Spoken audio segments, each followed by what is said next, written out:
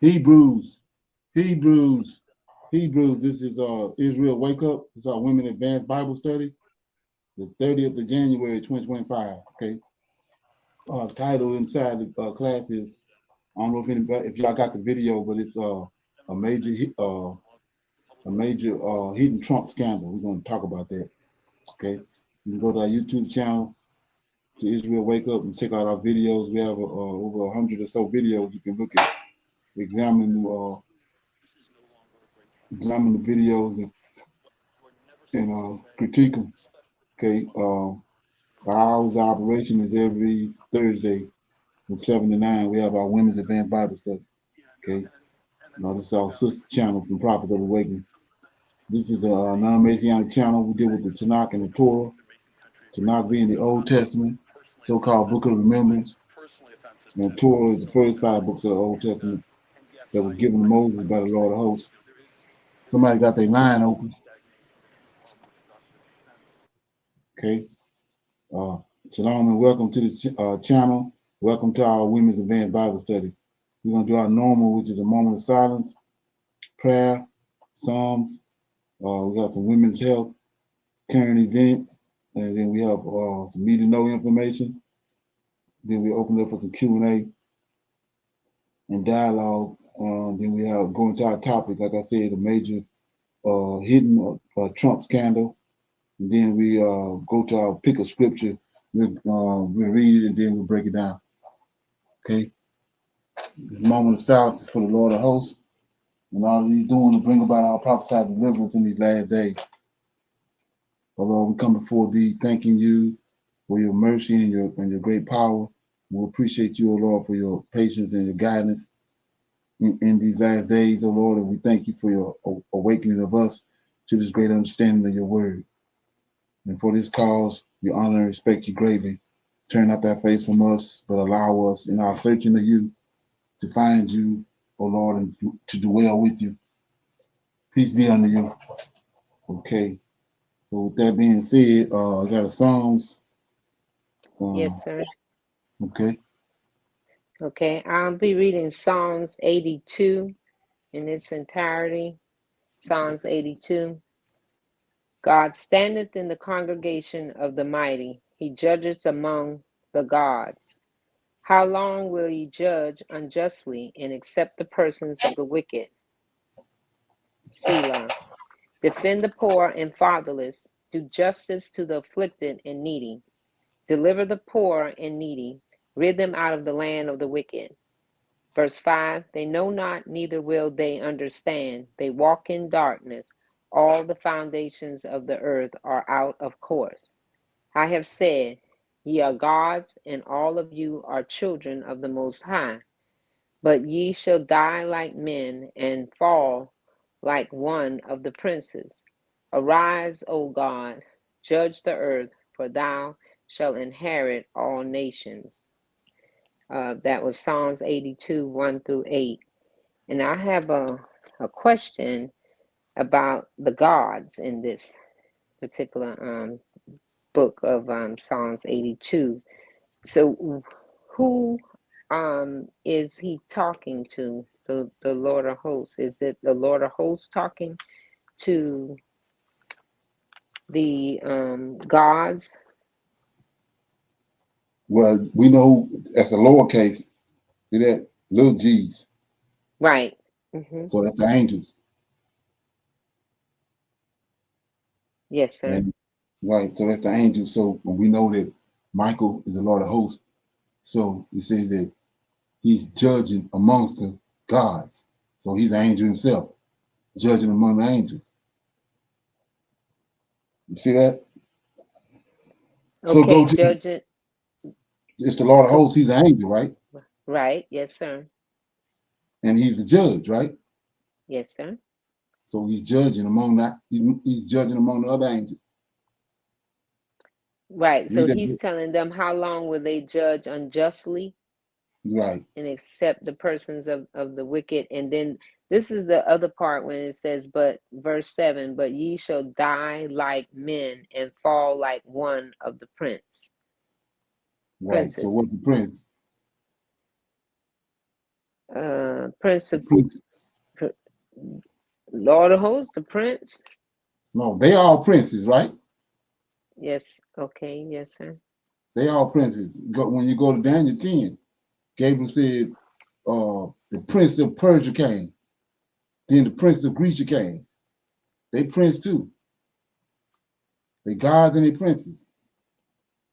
So he said you're gonna because they eternal beings, but he said you're gonna die like a man. And then he goes back and says you're gonna die like a prince. But that means that in the final judgment is when you're gonna die like men. Because he bound Okay. them as for right now. That's the purpose of Tartarus.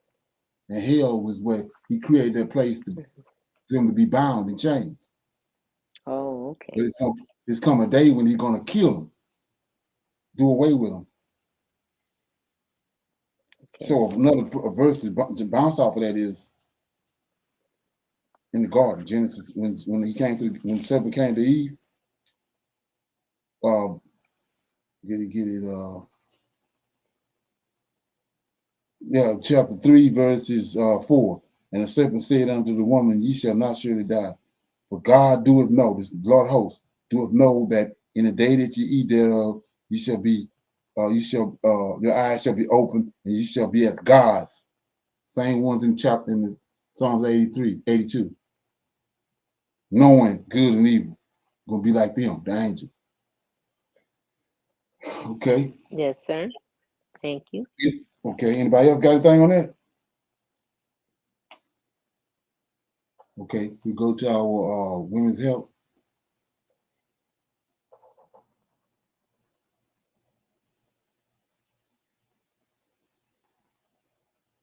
Okay. We're going to our women's health.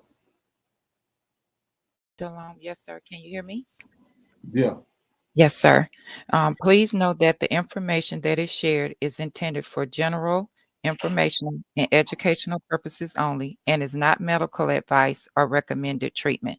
Tonight's discussion is on the benefits of aloe vera. Aloe vera is a thick, short stem plant that stores water in its leaves. Inside the leaves of this plant lies aloe vera gel. It is this gel that has been used for medical purposes for centuries. This gel is mostly made up of water, as much as 99%, which is why once it evaporates on the skin, you feel a cooling effect. The remaining 1% contains a huge amount of nutrients that are amazing for the skin. These include vitamins A, C, and E, which are antioxidants, vitamin B12, folic acid, enzymes, fatty acids, and minerals such as calcium and zinc. Aloe vera has a wide variety of benefits, but it is best known for treating scrapes, cuts, and burns. Did you know that aloe vera can be even more beneficial to your body when taken internally? Here are a few amazing health benefits of the aloe vera plant. Aloe helps in detoxification. It enhances antioxidant support. Aloe vera is great for your hair and skin. Aloe vera has long been used for its remarkable ability to support skin health. Aloe vera gel can help soothe minor skin irritations, such as dry skin, by increasing collagen production at the site of the irritation. Additionally, the compounds found in aloe vera have been known to support moisture retention, skin health, and collagen production, which can help keep skin smooth and glowing. It supports a healthy immune system. Aloe vera enhances oral and dental health. Aloe vera helps in the treatment of the following conditions of the mouth: oral infections, dental plaque, gingivitis, and oral ulcers. The best way to use aloe vera for oral condition is to incorporate it into mouthwash or use aloe vera toothpaste or mouthwashes. Improve the air quality in your home. Aloe might be one of the best plants to keep in your home for several reasons, but one of the best reasons is that it can help to remove harmful pollutants from the air that are often found in most household chemical cleaners. It's good for killing germs. Known for their antibacterial, antifungal, and antiviral properties, aloe vera has been proven to inhibit the growth of some bacteria that can cause harm to humans. It's a great way to support a healthy digestion. To reap the full benefits of aloe vera for your skin, use 100% pure organic aloe vera gel, either store-bought or extracted from the plant itself. So whether you're seeking a natural product to enhance your skincare routine or aiming to boost your overall health, aloe vera might just be the medicinal solution you've been searching for. I will be reading from Sirach chapter 26, verses 14 and 15. Verse 14, a silent woman is a gift of the Lord, and there is nothing worth so much as a well-instructed soul. Verse 15, a modest woman is grace on grace, and there is no price worthy of a continent soul. Tonight's discussion was on the benefits of aloe vera, and I read Sirach chapter 26, verses 14 and 15. Shalom, everyone. Okay, appreciate that information. Okay. Anybody have any comments on it? Okay. We can go to our current events. Like I said, play the video, then we'll talk about it, break it down. I told you that when you understand what's going on, especially over in the Middle East and in Africa, and what's happening, especially in Africa with the Sahel, that they're going to come up with something. You're going to find out who's who, because they have to come up with something to cut off the spirit that's rising in the African people, so-called African people over in Africa. So I think we see signs of it right here. And how do we, leaders of our own countries, accept this to go on forever and just accept that we shall be manipulated by Tshisekedi or whoever is supporting him? And if you are going to fire, we'll take it as a declaration of war, and we have to defend our people. And that's when the firing also stopped. This is how Felix Tshisekedi is fueling a possible military war between South Africa and Rwanda. What began as a peacekeeping mission in the volatile Eastern Democratic Republic of Congo has now morphed into a geopolitical minefield, threatening to ignite a full-scale conflict between South Africa and Rwanda. And at the center of this firestorm stands DRC's President Felix Tshisekedi. The unraveling crisis was triggered by South Africa's military deployment under the Southern African Development Community mission, the DRC, sent to neutralize the ever-menacing M23 rebels who have long wreaked havoc in eastern Congo. Everyone is calling this the new billion-dollar stimulus.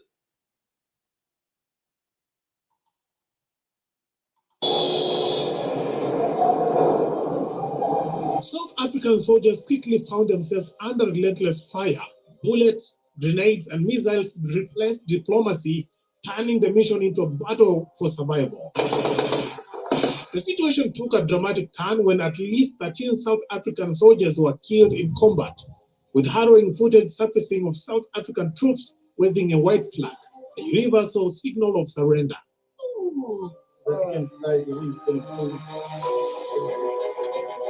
So, surrender ka mtakete.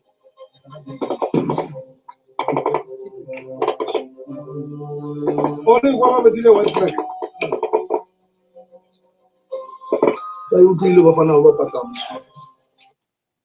From South Africa, FARDC did, Kagame said.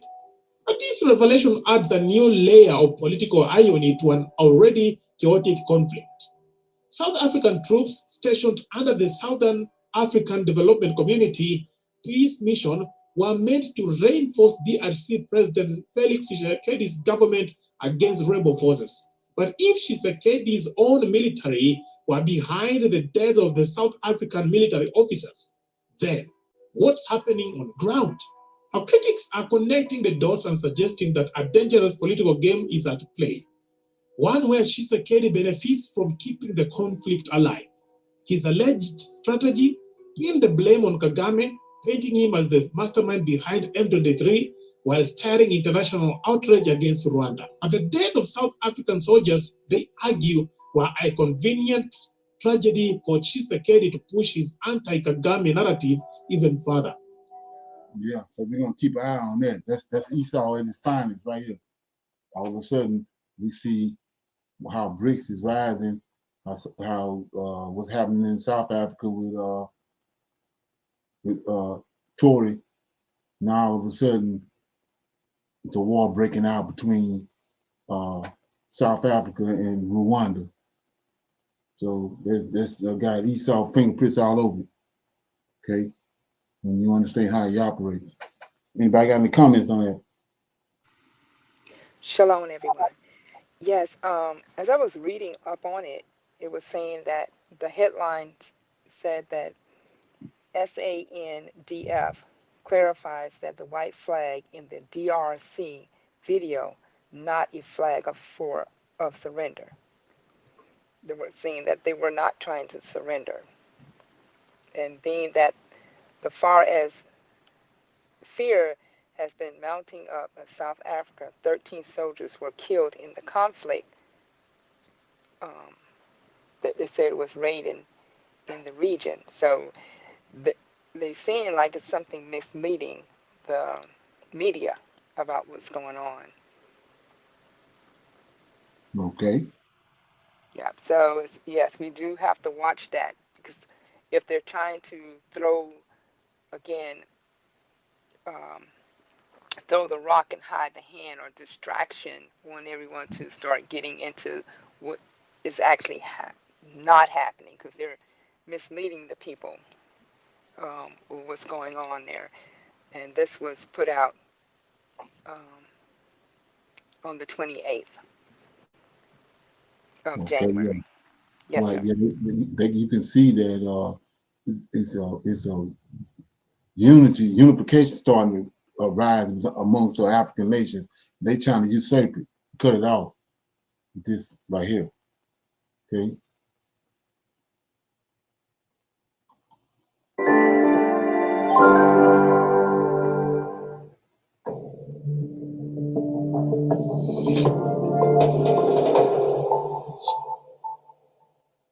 Hi, everyone. I'm Taylor Kenny with ITM Trading. Thank you so much for being here. Today, we are going to dive into what arguably might be the greatest threat of our lifetime, the collapse of the dollar.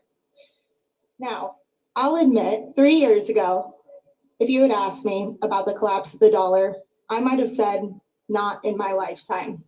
But thankfully, emergency preparedness led me to precious metals, which led me to financial preparedness, where I discovered that the collapse of the dollar is not a distinct theory, or it's not a possibility. It is a real, current, factual process that's not only underway, but accelerating. And right now, this dollar collapse is impacting everything from the cost of our savings to our everyday life. And when this clicked for me, I felt an overwhelming need to make sure that my loved ones understood this threat too. But to my surprise, I discovered that dollar collapse isn't exactly a popular dinner table topic. Maybe some of you can relate. And it's especially challenging when trying to explain this to my Uncle Jim, who I love dearly, because I want him and his children, my cousins, to be prepared financially. But he is another person who says, that's not going to happen, not in my lifetime. Maybe you know someone like this too. An Uncle Jim, a loved one, a friend, a child, a coworker, who you want to make sure they understand the threat that we're all facing. But who can blame them? This isn't taught in schools. It's not on the news. And those in power certainly don't want us to understand, because they benefit from keeping us in the dark. But today, I want to change that. My goal is to simplify this complex crisis so that we all can not only understand it, but help explain it better so that we can all learn and grow together. By the end of this session, I want to make sure that we all can understand what are the 4 major driving forces of this collapse, how this process is accelerating today, and most importantly, how you can protect yourself. Because this isn't just financial education, it's financial self-defense. But before we dive into what's driving the collapse, it's important to understand why the dollar's role is so central to everything. Picture the global economy as a giant marketplace, and the US dollar is the only currency that everyone agrees to use. No matter where you are, you need dollars to buy and sell. And for the US, it's like owning the only ATM in the entire marketplace. Every time someone needs cash, they come to you. Now, of course, this monopoly has given the United States tremendous power because it can print dollars endlessly without immediate consequences. It enjoys low borrowing costs, which means they can finance massive deficits cheaply, and global demand keeps the dollar's value propped up, even with excess printing. But what happens when the vendors in the marketplace don't want to use your ATM anymore? Well, then the US loses its privilege. Printing dollars becomes dangerous, borrowing costs soar, and the dollar weakens, making life more expensive for everyone. 22 at 5:13 p.m., Russia, one of the largest oil exporters, who borders with China, one of the largest oil importers. Well, now you have the UAE and Iran trading in other currencies, and even Saudi Arabia, the crown jewel of the dollar system, cozying up with BRICS. So, I mean, again, someone might say, well, they still need the dollar. But do not be fooled. Do you not think that they realize that the deal they made in 1970 compared to today, that the dollar is not worth what it once was? That if there was a better agreement available, that they would remain loyal? No. And this brings us to the last argument Uncle Jim, God love him, might make. He'll say, okay, I'm with you so far. But if there was a different currency, maybe this would be different. There isn't an alternative viable currency. The dollar is it. It's the only one. And on the surface, he's right. Tell him that. Give him a win. Say you're right. There is no other economy like the United States. The dollar is deeply ingrained in the financial global system, and the liquidity is unmatched. But here's the catch. That argument is stuck in the past because it does not take into account new tools that are changing the global finance today, which brings us to advancements in technology. The same way that the internet changed how we do business forever, central bank digital currencies, CBDCs, are giving countries a revolutionary way to bypass the dollar entirely. These digital currencies allow nations to settle cross-border payments directly without relying on US-controlled payment systems like SWIFT. And again, this isn't hypothetical. It's already happening. So for those still clinging to the idea that there's no viable alternative to the dollar, it's outdated. Because I firmly believe the future of global trade doesn't require a single settlement currency. We could be living in a multipolar currency system or a system where no single currency dominates. Countries could be trading in multiple currencies. And while the US's global sway has stalled progress on recent initiatives by these countries to create new payment systems, the infrastructure is there. There is no going back. The same way that digital downloads came along in the 2000s and the entertainment industry tried to stop it and say, no, no, no, no, no. The idea of direct downloads was unstoppable for people, right? People found a way and the industry had to adapt. That's what's going on here. And this shift isn't happening in a vacuum. The rise of these technological advancements, BRICS, the US's unsustainable debt, these aren't isolated events. They're interconnected, creating this process, and together they are chipping away at the dollar's dominance. And this isn't just about the dollar either. It's a larger global shift. We are entering what many are calling the dawn of a commodity supercycle. For decades, the world has relied on financial speculation and the manipulation of fiat currencies. But as trust in fiat currencies fade, commodities like wheat, oil, gold, silver, they are reclaiming their place as the bedrock of real value. If we look at commodities compared to equities over time, there's a clear historical pattern. I'm going to blow this up so we can see this a little bit better. Periods where tangible assets surged in value while overvalued financial markets declined. And then there are periods like today where commodities are more undervalued compared to equities. And even more so today than during the dot-com bubble, signaling that the everything bubble that we all know we're in, the fallout is approaching.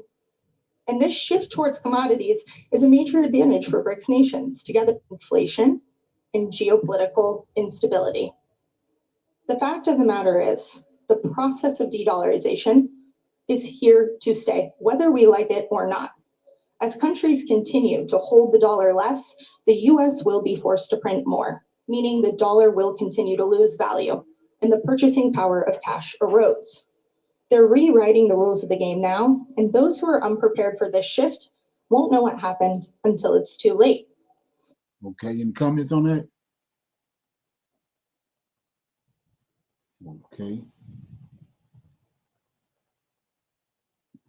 Okay, we go to some need to know information. If I have any comments, let me get it. This is kind of bouncing off of what we was dealing with the angels the other day. We played. In the days before the Great Rebellion, there were those among the watchers who remained steadfast in their divine charge. These were Uriel, Raphael, Raguel, Michael, Sarakiel, Gabriel, and Ramiel, a cherub of great wisdom. They, like the others, had been appointed by the Almighty to watch over the earth and its inhabitants. They descended frequently, moving among men, ensuring that the will of the Most High was fulfilled. These 7 were faithful and true, never wavering from their mission. At that time, all the watchers walked as brothers, both those who would remain faithful and those who would later fall. Azazel, Samiaza, and many others had not yet strayed, and they too moved among men, watching and learning. But among the watchers, not all remained loyal to their purpose. A group, led by Samiaza and Azazel, began to desire what was forbidden. They watched the daughters of men and longed for them. They desired power beyond what was given to them. And so a great rebellion began to stir in their hearts. The faithful watchers could sense the change in their brethren. There were whispers in the heavens and on earth. Samiaza, a leader among the watchers, had begun to speak of desires unfit for their kind. He and his followers marveled at the beauty of human women, and in their hearts they longed to take them as their own. Azazel, filled with ambition, spoke of sharing with men the hidden knowledge of heaven, of crafting weapons, and teaching arts forbidden to humankind. One fateful night, Samiaza called a secret meeting on Mount Hermon, a towering peak that overlooked the lands of men. They gathered others to themselves, 200 in all, those whose hearts burned with longing and pride. They met on Mount Hermon, hidden from the eyes of men, and there they swore an oath to defy their purpose. They bound themselves to one another, agreeing to descend and take for themselves the daughters of men, to teach them the forbidden knowledge, and to build for themselves a dominion upon the earth. Samiaza gathered his followers, those who had grown restless in their divine duty. Among them were many powerful angels, leaders, warriors, and scribes, who had once walked in the light but now stood on the edge of darkness. Standing before them, Samiaza spoke with passion. "We have been watching the children of men for so long," he said. "We have seen their beauty, their lives, and their struggles. Why should we remain distant when we could walk among them? Why should we not take for ourselves wives, bear mighty sons, and teach them the secrets of heaven?" His words stirred the hearts of those who had already entertained such thoughts. Then Azazel, the most cunning among them, stepped forward. "And why should we not rule over them?" he added. "We possess knowledge beyond their understanding. We could teach them the secrets of metal, of war, and of sorcery. We could shape them in our own image and become as gods among them." A murmur of agreement swept through the gathering. One by one, they swore an oath, a terrible vow that bound them together in their rebellion. They knew the punishment for their crime would be severe, but they no longer feared the wrath of heaven. Their choice was made. The faithful watchers stood apart, grieving for their brethren. Gabriel, who was set over paradise and the serpents, urged them to reconsider, but his pleas fell on deaf ears. Sarakiel, whose charge was over the spirits who sinned, foresaw the coming judgment, but none among the fallen would heed his warnings. Raguel, whose task was vengeance upon the world of the luminaries, remained silent, knowing that in time, justice would come. Raphael, who guarded the spirits of men, warned, "If we break the boundaries set by the Most High, we will bring chaos to the world below. The knowledge of heaven is not for them to wield." Michael, the great warrior, added, "The rebellion you whisper of will bring only ruin. The Lord of hosts sees all. Do not let your desires lead you to destruction." Uriel, who knew the deep mysteries of the world, added, "God sees all. If we join them, we too will be cast into judgment. I will not take part in this rebellion." Raguel, the avenger, was sent to bring justice upon the fallen luminaries. He struck down those who had misled the world, ensuring that their wicked deeds would not go unanswered. Serachiel stood over the spirits who had sinned, ensuring that they were sealed away, unable to corrupt the world further. Gabriel, who watched over paradise and the serpent, cleansed the earth of the terrible influence of the fallen. And Ramiel, the cherubim, was set over those who would rise again, the righteous ones who would find salvation despite the sins of their ancestors. The others agreed. They knew that their brothers had chosen a path of destruction, but they would remain faithful. They would continue their duty, watching and guiding as they were commanded. When the fallen ones descended upon the earth, taking wives and teaching men forbidden knowledge, the 7 holy angels watched in sorrow. They saw how the world changed. The Nephilim, the giant offspring of the fallen angels, began to dominate the earth with their strength and cruelty. Men learned the ways of war, of vanity, and of sin. The world darkened, and wickedness grew. So the holy angels remained in their duty while the others descended to take wives and make themselves rulers among men. The earth grew corrupt under the rule of the fallen, and war, vanity, and sin spread like wildfire. Azazel taught men to forge weapons, to adorn themselves with metals and stones, to paint their faces, and to seek power through sorcery. Samiaza and his followers bore children, the Nephilim, mighty and terrible, who ravaged the land and devoured all in their path. The cries of the earth rose to heaven, and at last the Almighty called upon the faithful watchers. Uriel, who watched over the world in Tartarus, was sent to Noah, warning him of the flood to come. Raphael was commanded to bind Azazel and cast him into the desert, covering him with darkness until the final judgment. Raguel was sent to bring destruction upon the wicked luminaries. Michael was ordered to lead the heavenly host against the rebellious watchers, and Serachiel was tasked with binding their spirits for all eternity. You shall bind them in the depths of the earth, the Almighty decreed, until the day of judgment when they shall be cast into the lake of fire. Raphael was sent to bind Azazel, for he had led mankind into bloodshed and corruption. Azazel fought, but he was no match for the Holy One. Raphael cast him into the desert, binding him in darkness until the final judgment. Michael, the great warrior, led the charge against Samiaza and his followers. He and the host of heaven descended upon the rebellious angels, striking them down and casting them into the abyss. The fallen ones were bound, and the floodwaters came, cleansing the earth of their corruption. Mankind, though wounded by sin, was given another chance. And the 7 holy angels continued their watch, faithful to their purpose. Gabriel was set against the Nephilim, bringing ruin to their great cities, and Ramiel was charged with overseeing those who would rise again in the end of days. The battle was swift and terrible. The faithful stood against the fallen, and the decree of the Almighty was fulfilled. The rebellious watchers were bound, their dominion shattered, and the earth was cleansed by the flood. Yet, even in judgment, the faithful watchers did not rejoice. They mourned the loss of their brethren, knowing that they had once stood together in purity. They had watched over the earth as one, but now the fallen were cast away, never to return. Okay, any comments on that? Anybody get anything out of that? Shalom. Yes, sir.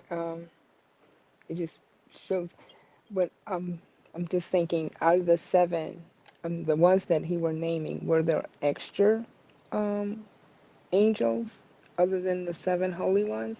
He named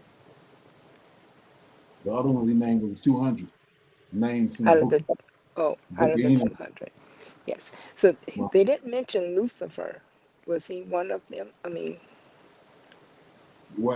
that's not his name. His name is Samuel. okay. Like So, Lucifer is the title okay. So, of Samuel. with yes, sir. So with the L's on the end, that's angels like Michael, Gabriel, Samuel, those L's. Say it again. I said by all of their names are ending in L's like Michael, Gabriel, Raphael, and then Samuel and Uriel Is there some correlation with those names ending in the same way? Yeah, that L means strong one, Strong one. Okay. mighty one. That, So that's what he's saying in Genesis chapter 6. The sons of God came down, but you got these nut buckets thinking they want to try to make out to be the sons of God as men, self-descendants, but it says the sons of God went into the daughters of men and mighty men was born. So that's how we know that those weren't regular men that went into those women in Genesis 6. It was angelic beings, Els, strong ones, because they created mighty ones, men of stature when they went into them. oh, yes, sir. That's how the Okay. right little guy did. Shalom. I have a question and a comment. My comment is this reminds me of the story of the Greek gods, the retelling of this story Right, about how they were on Mount Olympus. Uh, the lead god, which was Zeus, would often go down among men and father children, and they would be semi gods and all that kind of stuff. It's just right, interesting how that story um, kind of evolved that way and made it into something that's supposed to be admired as opposed to what it really is. And then the question I have is kind of off track, but I was just interested when we were listening to the guy talk about the angels giving man the knowledge of war, right. particularly. Why was that even needed in heaven? Right? Where were they? Who were they warring against prior to the change on Earth? Why was that? Why did they even have that? Like makeup and iron and all of that. I mean, like I said, it's kind of off on the left, coming from the left. But I just thought about that. Right. Well, they are mighty ones, like their names. They were mighty ones, but they were mighty ones that the power wasn't for war and desolation and destruction is wicked. That wasn't why you created them. That wasn't why they had the power they had. But because the way things unfolded, then they used that righteous power to rule over wickedness and to bring judgment. So like a defiling of their power. Right, Mm. right. And so that's what happened when those angels went into those women and created those giants. Then they using that power that they have that they received from their fathers, the fallen angels. They using it in a wicked way. And that's what you're Mm. going to get every time like I said, when an angel, the only way to get a giant is for an angelic being to go into a woman, which is a defilement. And the Mm. result of that is a giant. So And was it's all about destruction. I apologize for interrupting. So what happened to was this at the time that the four angels were I think it was four that were bound under the Euphrates? No, when he sent those seven angels down, they had to come down and uh, bound those 200 angels that had came down and crossed the line and started Mm-hmm. sleeping with women. And Mm-hmm. they created the giants, and the giants started causing all kind of havoc on the earth. So those seven, with the rest of the righteous angels in heaven, they came down and bound those angels. That's what some of them got bound in the Euphrates, some of them got bound in different places around the earth, bound in mountains. And like I said, me looking at that, I'm thinking that when in the very beginning, when he said, they made the earth, and he looked at it, and the earth was good, right? Yes. Right.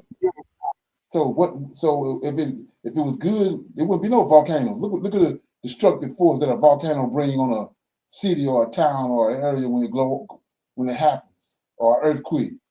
So he placed those angelic beings in different places around the earth. I think that's what's causing the volcanoes and all that, because they there. He bound them inside the earth, and the earth is reacting to it. That's just me. That's what makes sense to me, because he said in the beginning it was good. He looked at the earth and it was good. It wasn't. That's violent. Volcanoes, earthquakes, all that's violent. So I think it came that the earth started responding to having those kind of reactions after he bound those angelic beings in the earth. That type of destruction, like Right. you said, when the volcano erupts, Right. eruption, Because it's destruction. something that don't belong there. Yeah. Right. Something that don't belong there. Yeah. Just like Shalom. nuclear waste. Like nuclear waste, they create nuclear waste. They can't just go put it in the trash can and let the trash man get it like they do everything else. They got to find some kind of place, silo, somewhere to put it in, because it's destructive. So that's what happened with these angels. He told them, cover their faces up, chain them, and bound them in different places in the earth. Right. Shalom. And I'm trying to remember when I was younger, they had the tale out that Samuel wanted to be like the Most High, wanted to be like the Creator. So he formed this alliance against Michael, and the other 7 archangels, and fought in heaven. Is that something? I mean, I always had that vision of them fighting in heaven and then they're falling down to the earth. But as they're saying watchers, they fell down because they were fighting, or they came down with the watchers that was supposed to be doing good. No, they didn't fall down. They volunteered and came down. When you understand what they watching is, they was watching. Their objective is to watch over the Most High creation and keep everything going like it's supposed to go. But in the process of them doing that, they saw different women that they desired. They started getting a desire for those women. So in the process of them doing their job, they went and started. They made a decision. 200 of them was to come down and go into the women. Yes, sir. Well, I was talking about Samuel when he fought. Right. So He Samuel. joined them. Samuel was the one behind it. He the one encouraged. They had it on their mind, but they was afraid, because they knew the Creator and they knew the repercussions of if they done anything. So they was afraid. Samuel, like it was saying, Samuel, Eziel, and the other Shemaiah, whatever his name, they encouraged them. They was leaders over them. So they encouraged that.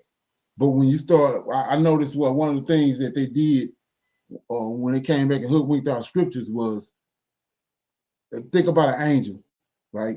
And think about the powers, the Creator, Yahweh. Is there any possible way that an angel can even compete with Yahweh? No. Okay. So when you understand who Michael is, Samuel is jealous of Michael, not Yahweh.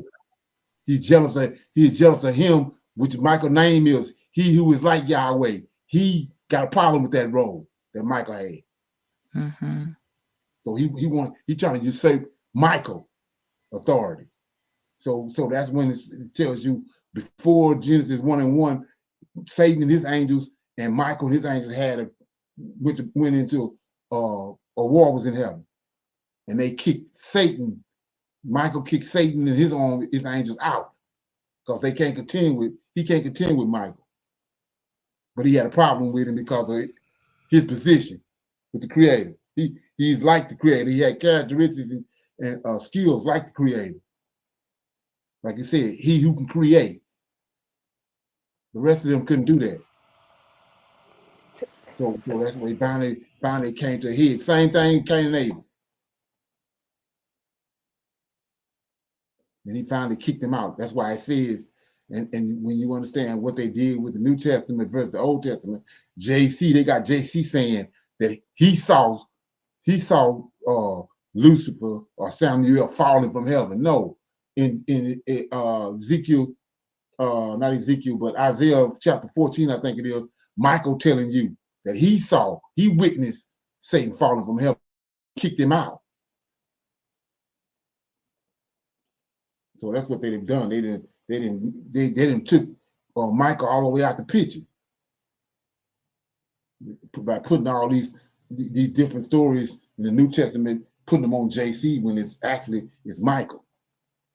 He's the one that he's the one that he's jealous of, that Lucifer is jealous of. Okay, anybody else got anything on that? Yes, sir. Shalom, Brother Leonard. As he was, you was playing that video, I was thinking about all throughout the book of everything he mentioned, and he took a little bit out of each chapter as he was talking and shortened it, but I enjoyed that breakdown of what he did. And you was talking about the L's, the strong ones, right? And in chapter 7, it breaks that down concerning those fallen angels, right? Yeah, And exactly. yes, sir. Chapter 6, it tells you about the oath that they made. Verse 3, and Semjaza was their leader, said unto them, I fear ye will not indeed agree to this deed, and I alone shall have to pay the penalty of a great sin for it. And they all answered him and said, let us all swear an oath and all bind ourselves by mutual. So in starting with chapter 6, and it really helped me understand a lot of what was going on with these angels. And just a little bit off of chapter 7, verse 3, it said, and they became pregnant, and they bore great giants whose height was 3,000 ells, who consumed. Yes, sir. So they want to say that that's an exaggeration, but look what it says. They consumed the whole earth. People thinking that, the whole earth, well, they're telling you how big they were. So that was the first one. That was the result of the angel coming down sleeping with that. When they first came down, then, like I was saying the other day, wickedness came from there. Those giants didn't know nothing about righteousness. They didn't know nothing about the Most High law. They wasn't in heaven. So they was born in wickedness. And then from them, they started breeding with other female giant women and other women. And then them kids don't know nothing about righteousness. So it's going, like you said, from wicked into wicked. Got so bad till, like I said, it got to those Ejos. Eljos, yes, sir. Eljos, they to the point where they started, they the ones that all the stuff that we're looking at today, the remnant of it is they the ones behind it. The pyramids, all these megalithic cities you see, that was the purpose of the flood. Like for example, all around the Mediterranean, a lot of people don't know that, but it's megalithic cities all around the Mediterranean, around the shoreline of the Mediterranean, but they submerge underwater. That was the purpose of the flood, to cover stuff up,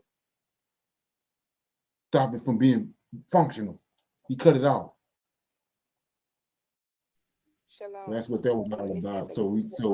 And then we got a remnant of people. Like I said, it's an invasive species on the planet right now. There's a remnant from the Eljo. That's what we're dealing with today. Okay, and they telling us through the New Testament, they the ones came and concocted and brought about the New Testament, where the Gentile was brought in and all that.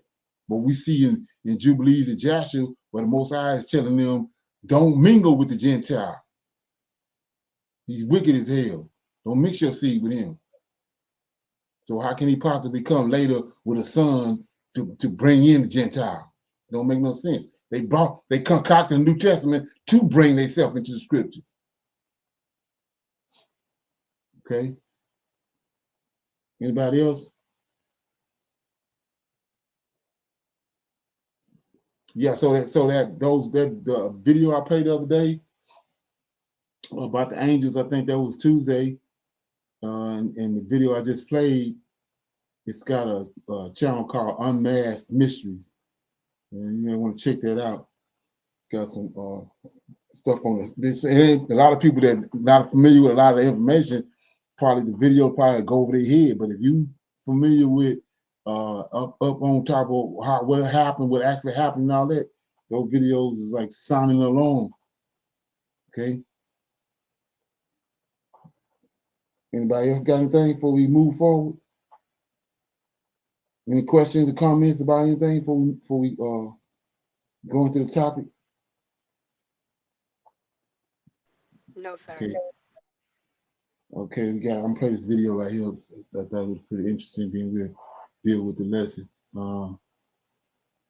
This is why Africans don't want Black Americans back in Africa, right? Check it out. What?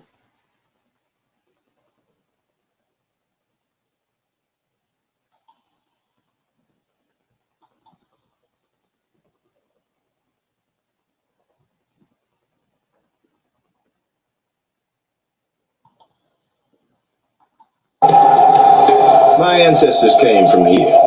They were taken from Africa in chains. If anybody's getting onto a flight back home, I think Donald Trump should be the first on that flight back to Germany, where his grandparents came from. So how are we home? Why don't you make this visa free for us? If this is home, why do we have to pay to be a resident? If this is home, why isn't our citizenship automatically given to us? We romanticize the idea of coming to the continent. Right. We get to the continent or to the particular country, and the honeymoon is sweet. But after the honeymoon is where it gets real. Brother says the honeymoon is soon over, but Samuel L. Jackson made it back home. I think the big question is, can Black diaspora meaningfully connect to the continent? That is the big question. And the biggest challenge always has been that those who interfered with our social fabric, the colonizers, created a problem of divide and rule. That has persisted through the centuries. If you look around me, I'm at the main rail station in Nairobi, Kenya. It's over a century years old. And this is the exact symbol of what you'd call divide and rule, because the rail station came into the country, got the Brits from Mombasa, from the coast, all the way to the interior of the country, to the next coast in Kisumu, all the way to Kampala in Uganda. That is how the colonizers divided Africa. So this is a still symbol of that division that happened. It continues until today. So I want us to share, look at what these brothers and sisters are talking about in terms of the pain of coming back home to Africa. What challenges are they facing? And I'll demonstrate to you that the biggest challenge that we have as Africans on the continent is that we are divided. The oppressor has always come back, divided us. So we need to look out for that. Let's listen to these brothers and sisters, react to it. And I can assure you there's so much to share about Africa and diaspora Africans. This is Afrocentric. We romanticize the idea, right, of coming to the continent. Right. We get to the continent or to the particular country, and the honeymoon is sweet. Right. But after the honeymoon is where it gets real, right? I'd like for you to speak to us about that after the honeymoon period. You know how we do, we keep it a, as you say, we keep it a buck. Here's the part that needs to be understood. We are Black people from America. Right. We have a history of an experience living in America. And for most of us that are deciding to come, we're coming to Africa because we are wanting to be removed from that experience or reconnect to something that we know deep inside of us is a part of us to be found here on the continent. And we will be remiss if we being here and having these experiences, knowing that this is the situation and condition of our brothers and sisters back home, and not tell them the full story. And that's why it's romanticized, because people are afraid to tell their truths. We got to hear all the fluff. We got to see all the entertainment, all the sweet, good stuff. We fell for it. Everybody does. But when you have people that tell you their story and you get to hear their version, you have something to weigh your choices on. That's right. Now you know, okay, this could happen, and this is my situation too, and I really needed this, and I relate to that brother. That's because you got the truth. So don't get offended. Right. Period. And you know All what, right, brother Will, talk to us, brother.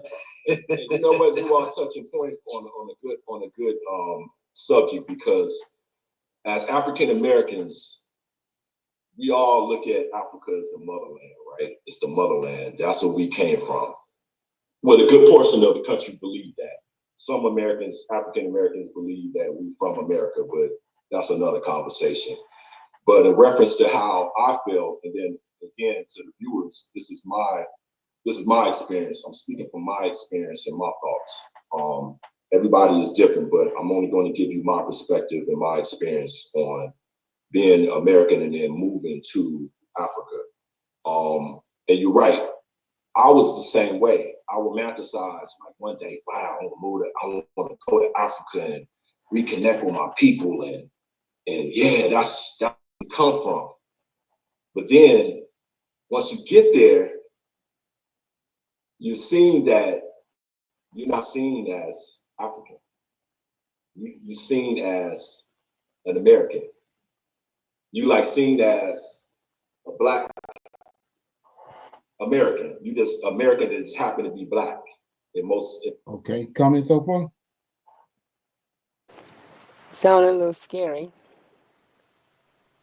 How the culture, not knowing the actual culture of the Africans and going into unknown territory of your lifestyle changing to theirs. Okay. Shalom. I think that I would agree with the idea that we have romanticized the idea of returning home. It's like somebody running away from something and having, me running away from my mama's house, going to my grandmother's house, like that's, going to be the be all end all. And then the reality that there are expectations and rules there too, but it may be better than where I was, but there's definitely not a ideal situation the way I may have perceived it. But I don't think that the other part of that though is we have been here so long, we have, and part of who we are, and it's going to take a while for that to come Right. off of us, is the westernized thought process and how we deal with people. I think that has gotten ingrained in us Right. because the way that I don't think that we as a collective, now the individuals are different, but as a collective, I don't think we have that mentality to try to go somewhere and take over and colonize them or recolonize them the way that they have been. And I think, in my opinion, my knowledge of people I've interacted with, I think that that's a fear of theirs too. I think that they have been conditioned to believe that we think we're better than them because we have an aspect of Americanism or westernized thoughts or beliefs. But we also were taught to fear them. And I think that, but having conversations with them and not just among ourselves is how we break that down. It's not going to happen in one generation though. That's Right. going to be that's going to take some time, and you have to be realistic about those expectations. Right. Right. Anybody else? Yeah. So the thing about that is, look at what happened when we came here. It was those first waves of people that got here. We didn't get to the point where we at now. Is after, like you said, after generations, we ended up becoming colonized. Our children. So when we go back, it's the same thing. It's that those first waves of people that go there, they gonna they gotta deal with the brunt of all of the changing of returning home. But then your children are gonna be born in Africa. They're not gonna have to deal with saying that you, because they're gonna be African. They're gonna be from the continent, from that region. They're not gonna be like. And you see, the Mexicans did the same thing here. That Yeah. first group that came here, but then after that, the children, the citizens. Yep. And that's how you got to look at that. And I think it's that rent our own spirit that's on us, that we want everything right then and there instead of going through the process. Right. I agree with that one. Right. That's what it is. They're not willing to. You're gonna have to go through something to make that transition. Right. So if you're expecting it when you get there, and And with the intent that it's gonna be better for your children. right. Okay. And better for the collective too. It's not just the individuals. And I guess I'm speaking for myself because I don't have no kids, but for the Right. collective that that we are building and rebuilding and integrating back into what was, but it'll never be what it was. We're hoping that we take the lessons of the past on both sides and it'll more make it better for the collective. I think that, you know, again, one of the things that we have incorporated into who we are now is this idea of individualism. My Oh understanding yeah. of Right. Right. Africa, right, is that it's not about the individual, it's about the collective, that village Right. mentality. Hillary Clinton took that thing, it takes a village. That actually comes from Africa. That's where she got that Right. from. And that's the Exactly. mentality. We had that, I think, like in the 50s and 60s when I lived with my grandma. I remember the collective, how we were. And they broke Right. that up with integration. I think that that's Right. part of what we have to recapture going home. Right. And It, we still had that. Go ahead. I was just saying that that part she was talking about, village, is coming back. It's circling back around, and it's going to be stronger than ever this time. But not everybody has that mindset of what you're talking about, Tasha, Mm-hmm. because it has been taken away from us. Mm-hmm. But you know, growing up, shall I say, in the country, that village, when you use that word, it really meant a lot. Mm-hmm. And Today, it does not. and you know what? Something you said sparked a thought in me about the idea of the preparation. So God is also preparing us for that Right. reintegration, that idea about the Come on. collective. About when I was talking to one of my friends today, about she was thinking, you know, we need to, based on what may be coming or what is coming, the idea of each of us growing a specific crop and sharing it with one another. One person don't have to build their whole garden just for themselves. But if I grow apples and cucumbers, somebody else may grow something else, and that we share that with each other. We don't sell it, we share it. But that's not a Western mentality. Their idea is to get a corner on the market, raise the price, and create a demand to make themselves rich. But the Right. African mentality isn't that way. Now they have been Right. broken too because they've been colonized, but it's something that I think that we're trying to come back to. And I think that that guy in what is his name, Ibrahim Yeah. Even is employed. he, yes, he has that mentality. Right. Right. That's what I was saying about the DNA. That's in our DNA. When it comes to the time where we separate ourselves from them, they leave us alone. That automatically gonna happen. But they would not let us live alone by ourselves because they know what's gonna happen. Yep. They got to constantly keep us within arm's length so that we can't prosper. We see that all over, like Greenwood and Black Wall Street. It happened all over the place. But every time it happens, they come in and sabotage it. That's what they're doing Right, right now. right, exactly. Like I said, you're supposed to be expecting some all out stuff break out over in Africa, especially in Pretoria, in those three countries, because us as a people, they feeding off of that. They see that. They see them three countries and what they doing, and everybody else starting to feed, is starting to come together like Legos. And Yeah. they got to try to cut it off. That's what we're looking at. Okay. Anybody else got any comments on that? And so no matter what they do, it's gonna happen. They can't stop it. It's going to happen because that's part of the Most High's creation. The things go that way. That's what he called righteousness. Okay. So yeah, like I was saying before, I mean, this what we're going to talk about now is going to blow your mind.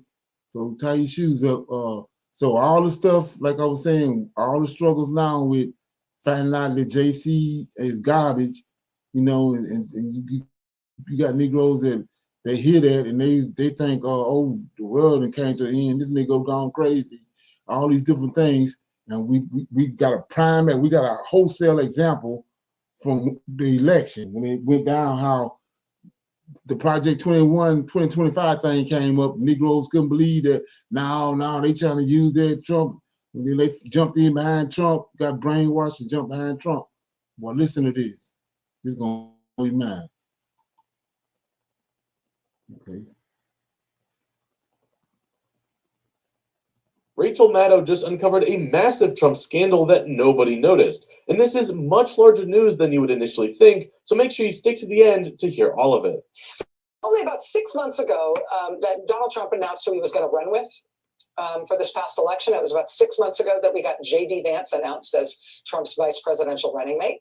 His record as a public official, or even just his record kind of as an adult, was hard to explain. For most of his adult life, he had been basically a protege. Really? Yeah, hold on. In most situations. Brooke is trying to just say what I'm doing. Okay, hold up. No. That's something. Okay.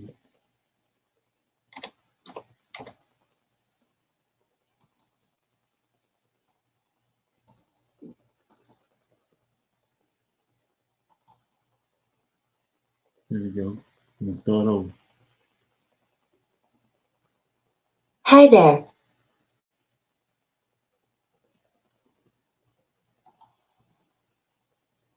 Trump scandal that nobody noticed. And this is much larger news than you would initially think, so make sure you stick to the end to hear all of it. But it was only about 6 months ago that Donald Trump announced who he was going to run with for this past election. It was about 6 months ago that we got J.D. Vance announced as Trump's vice presidential running mate. His record as a public official, or even just his record kind of as an adult, was hard to explain. For most of his adult life, he had been basically They did the same thing with Obama. Exact same thing with Obama. Protege, realistically more like an intern for years and years and years, for one very eccentric, very right-wing, German-born tech billionaire.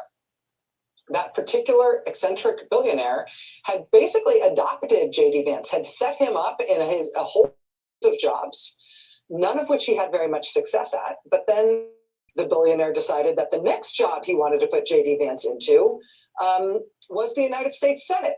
And so he essentially bought a Senate campaign for him. He made the largest single political donation ever made to a U.S. Senate candidate in American history. And he effectively ran his campaign. And that is how J.D. Vance was effectively given the only job he ever had in politics before he then immediately became vice president of the United States. And, you know, at that point, when he was chosen to be Trump's running mate, you could basically not see him for all the red flags around him. You couldn't make him out amid all the red flags. I mean, the billionaire who gave him all of his jobs and installed him in the U.S. Senate, and who then reportedly told Trump to put him on the ticket with him as his vice presidential running mate, that billionaire himself is on the record saying he does not believe in democracy. He does not believe that women should have the right to vote in America. He once spent a small chunk of his huge fortune trying to get people to move onto floating sea colonies made from ship, because that would be a better way to live than living in countries, because countries are so terrible and so democracy, right? So that's the political project of the guy whose other political project was putting J.D. Vance in at the top of the U.S. government. So red flag. This is how the guy talks. This is how he was auditioning to be chosen as Trump's vice president. Almost the thing that you need to do, step one in the process, is to totally replace, like rip out like a tumor, the current American leadership class, and then reinstall some sense of American, political religion, Rip it out like a tumor. Rip it Rip out it out like like a a tumor. tumor. He said, whatever it is we've had in this country, rip it out like a tumor. So this is very bad news, right? When J.D. Vance would do podcast interviews and talk about how the government should, conservatives should see the government and government should seize the endowments of private universities, with conservatives in control, they should find ways to hurt even private companies that don't support the leader. Said we should rip out the current class of Americans like they're a tumor. Right? When he talked about all these things in these very radical right podcasts, he'd get his interlocutors very excited, these guys who he was talking to. And very frequently they'd want to know more. They'd try to get him to talk about where it was that he got all these great ideas.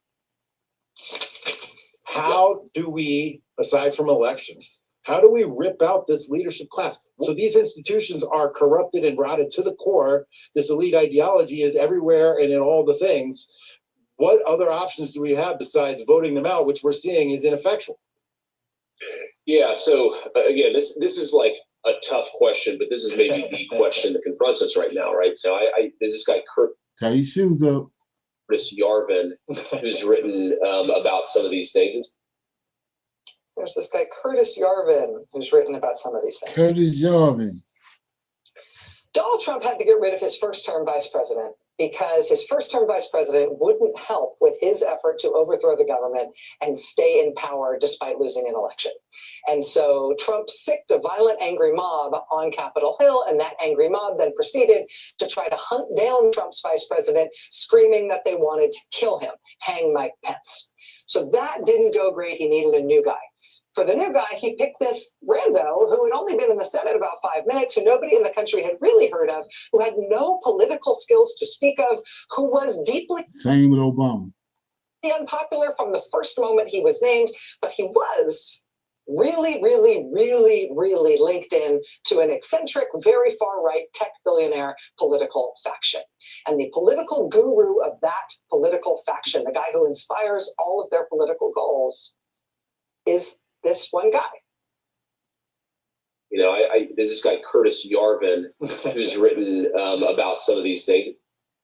Knowing chuckle from the podcast interviewer. Oh yeah, Curtis Yarvin. This guy, Curtis Yarvin, that's who J.D. Vance cites as the guy who's been doing the big thinking about this stuff. Here we go. You tell me if that explains what we are living through right now, today, in the news, because here is Curtis Yarvin. Some of them have seen it before, and they're still in awe. Just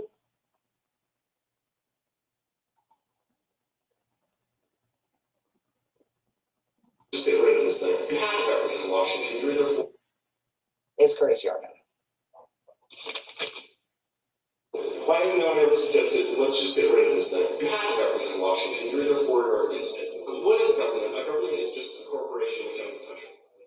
Nothing more, nothing less. It so happens that our sovereign corporation is very poorly managed. And there's a very simple way to replace that, which is what we do to all corporations that have failed.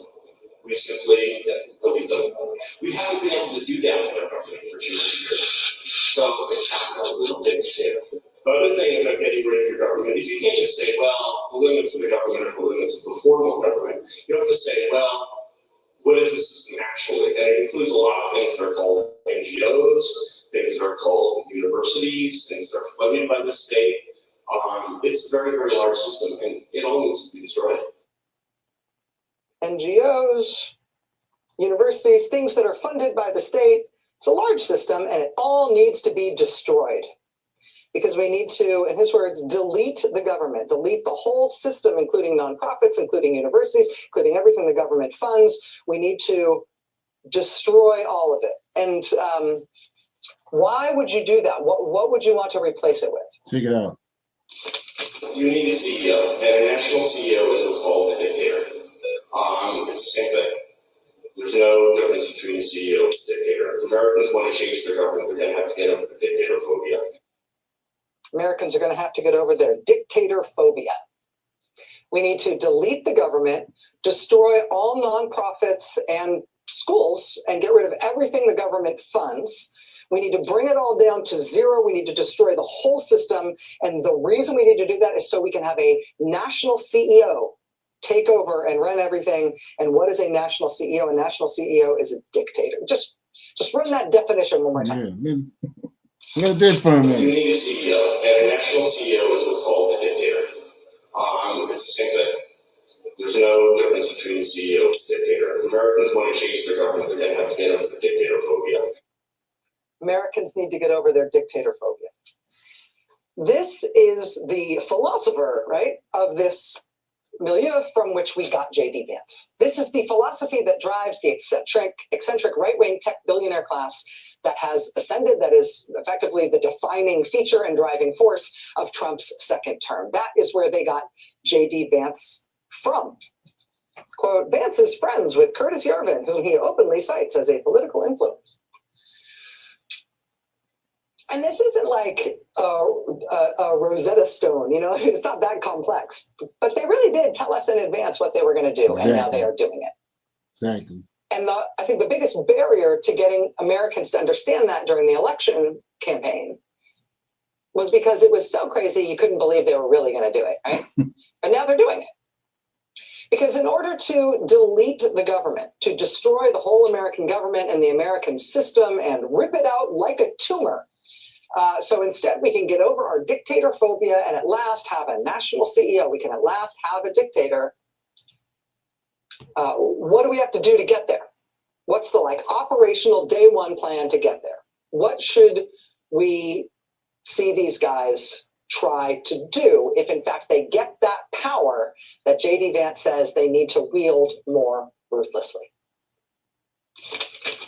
So I introduced this very complicated problem to a simple 4-letter acronym, which is RAGE. And RAGE stands for Retire All government employees. Government employees. Very simple. Now, the problem with this is, why have you never heard this before? Retire all government employees. It's interesting. He doesn't say fire them. He says retire them, both because RAGE is a better acronym than phage. But he also is suggesting giving them all payouts, giving government employees generous payments so they will all leave the government, so the government can be closed, can be deleted, can be collapsed, so that we can have a national CEO, so we can have a dictator instead. It's a pretty out there idea, right? Pretty wild, pretty far out there, as J.D. Vance might say. But here's what it looks like tonight in the flesh, because they're actually trying to do it. Tonight, a buyout program for every worker in the U.S. federal government. Quote, if you choose to remain in your current position, we cannot give you full assurance regarding the certainty of your position or agency, but should your position be eliminated, you will be treated with dignity. If you choose not to continue in your current role in the federal workforce, we thank you for your service to your country, and you will be provided with a dignified, fair departure from the federal government. This program begins effective January 28th, meaning today, and is available to all federal employees until February 6th, next Thursday. Quote, if you resign under this program, you will retain all pay and benefits regardless of your daily workload until September 30th, 2025, or earlier if you choose to accelerate your resignation. Okay. Any questions, comment? Is that something? Yes, Yes, sir. sir. That is. Yes, sir. It's like forcing Okay. them out. Yeah, so way back when the alarm was being sounded before the election, the Negroes didn't hear it. And look what they're doing. They're doing everything this clown said. You're looking at it. Agenda Project 2025. We can't even imagine the depths of what it. We just looking at the beginnings of it. Okay. So did everybody get that video that was sent out? Yes, sir. Okay, yeah. So check that out. So anybody got any other comments on that? I was trying to look up the billionaire who helped J.D. Vance out by helping him become, a senator and telling Donald Trump to have him as a running mate for the vice presidency. He also stated in 2016 that he was a Trumper, and now coming up, he's before the debate with Biden, he said he would not put his money in. He will vote for him, but he will not put his money in on his campaign or anything. So that kind of like made me think about, well, why is he voting for him? He said that Trump will be making some mistakes. Trump will not come through with a lot of things he said, but he still feels that Trump would be a good president. So by him saying whatever he was thinking at the time, talking to this reporter, um, he didn't really go into J.D. Vance, but he went into how he felt about Trump. Like he was really a supporter for his first term. Now his second term, he just wants him to be in there. So that Right. interview didn't last long because it was just a clip. So Yeah, that's Elon Musk. Person you're looking for no, is Elon oh Musk. no, his name Taff, Tiff. I saw him. He is. Like I'm trying to get my computer to come back up on the. You're saying the person that sponsored Yeah, JD Vance is Taft? yeah. It was yes. It was. Elon Musk. It's Elon Musk. Well, Elon I Musk saw his. told Trump to. Elon Musk told Trump to bring JD Vance on. Elon Musk paid out the money to get him to be a senator. It's Okay. Elon Musk. He just said it. He said that the billionaire was from Europe. That's where Elon Musk is from. Elon Yes, Musk is the but the person. um the gentleman that I saw on the interview, Right, he is from Europe, and but he was a no, he's not from Europe. He's from the United States. He's an right, entrepreneur that gained his right. millions through whatever technology he's came up with. So, Right. but When you he go back was and the watch, yeah. when you I'm go back gonna and go watch the back and video, check him out. yeah, Yes, when sir. you watch the video, you're gonna listen to what he said. He said that a tech billionaire from Europe need to go back. It's him. It's Elon Musk. Then they have other videos telling you that JD Vance is connected to Elon Musk. Elon Musk, he's Elon Musk flunky. He told President Trump to choose JD Vance. Okay. So with that being said, we'll go to I'll pick a scripture. So we'll read it and then I'll break it down. Okay, shalom. The scripture I have is Jubilees chapter 21, verse 19 and 20. Okay, what it say?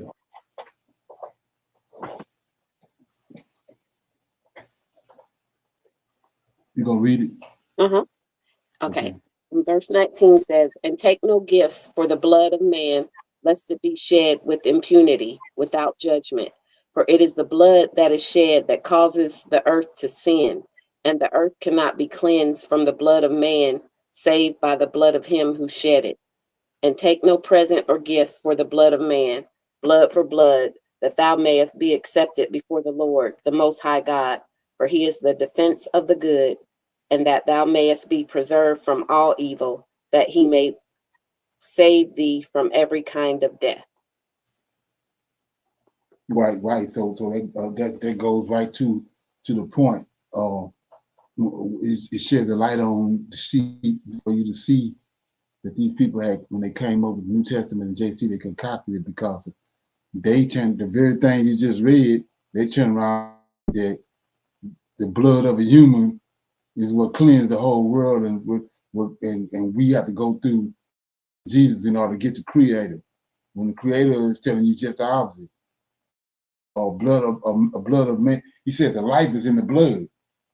So even with the animals, we don't supposed to eat no meat from an animal that has blood in it. So our forefathers back in the day, they had a process how they drained the body the animal's body of all the bloods. We aren't supposed to eat the blood. It's an abomination. But the Gentile and those Nephilim and all those, they require human sacrifices, specifically young kids. And so what they got us doing right now is the total opposite. We see all through the scriptures, through the Tanakh, that Abraham in Genesis chapter 14 and 15, how that he made sacrifices. He used the lambs and the turtle doves and the clean animals. That's where cleansing come from those clean animals when they sacrifice on the altar. But now they got us